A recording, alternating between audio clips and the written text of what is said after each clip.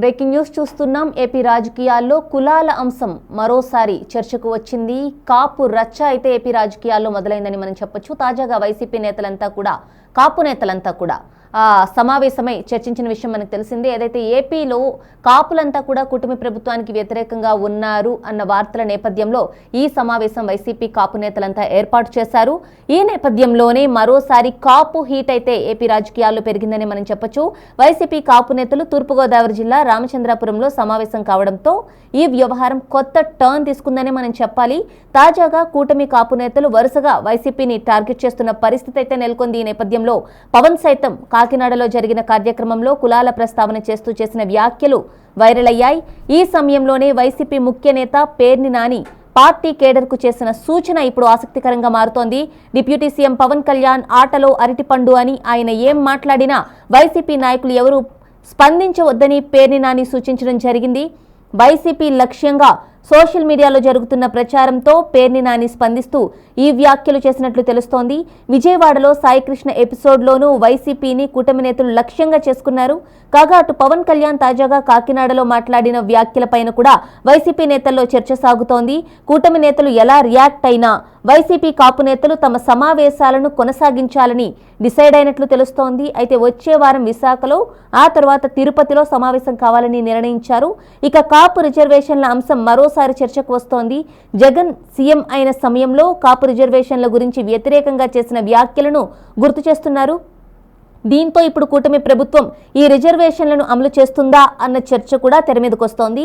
ఈ సమయంలోనే పవన్ గురించి ఎవరూ స్పందించవద్దంటూ పేర్ని నాని చేసిన వ్యాఖ్యలు వైసీపీ నేతలు భవిష్యత్తులో తీసుకునే నిర్ణయాలపైన ఇప్పుడు రాజకీయంగా ఆసక్తి అయితే నెలకొంది. పవన్ కళ్యాణ్ గారు ఎంత దిగజారి ఎన్ని నీచపు మాటలు మాట్లాడినా ఎవరూ కూడా మీరు స్పందించబాకండి. అతను కావాలని ఉద్దేశపూర్వకంగా మనని రెచ్చగొట్టి తిట్టించుకుని, ఎందుకంటే జనసేన కార్యకర్తల్లోనూ జనసేనను అభిమానించే వాళ్ళలో మత్తు దిగిపోతుంది. మళ్ళీ మత్తు దిగిపోతున్నప్పుడు ఏం చేస్తారు, మళ్ళీ మత్తు ఇంజక్షన్లు కొడుతుంటారు. మామూలుగా అయితే నొప్పి తెలుస్తూ ఉంటుంది కాబట్టి ఆ నొప్పి తెలవకుండా ఉండటం కోసం మళ్ళీ మత్తు ఇంజక్షన్ల కోసం ఏం చేస్తుంటాయంటే అకారణంగా జగన్మోహన్ రెడ్డి గారిని, వైఎస్ఆర్ కాంగ్రెస్ పార్టీ వాళ్ళని ఇష్టం వచ్చినట్టు తిడతాడు. వెంటనే మనం ఏం చేస్తాం, పౌరుషం గెలవడం కదా, వెంటనే మనం పవన్ కళ్యాణ్ని వాళ్ళందరినీ కూడా మళ్ళీ మనం తిడతాం.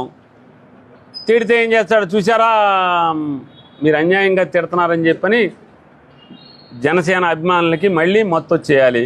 మా వాడిని తిడతారా వీళ్ళు వైఎస్ఆర్ కాంగ్రెస్ పార్టీ వాళ్ళని. కాబట్టి మీరెవరు ఏమీ అనబాకండి. మీరు వినోదం చూసినట్టు చూడండి.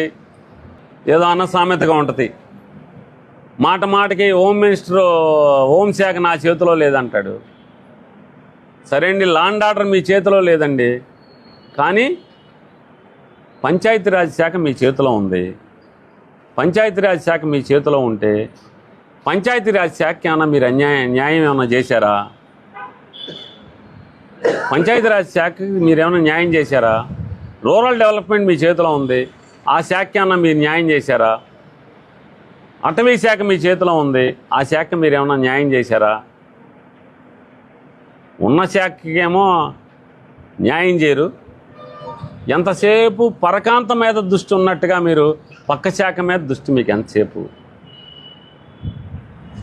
తప్పు కదా అది. మీకు ఇచ్చిన శాఖ మీరు ఉద్ధరించండి. ముందు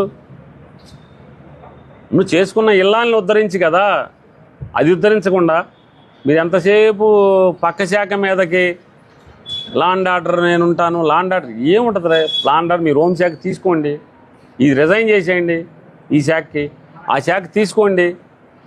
ఇచ్చిన శాఖల్ని మీరు తీసుకున్న శాఖలకు ముందు న్యాయం చేయండి.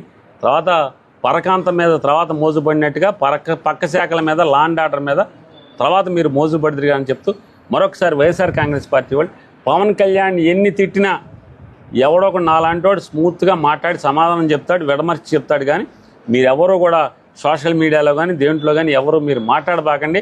అతన్ని ఆటలో అట్టుపండి కింద వదిలేయమని చెప్పని వైఎస్ఆర్ కాంగ్రెస్ పార్టీ వాళ్ళు విజ్ఞప్తి చేస్తారు.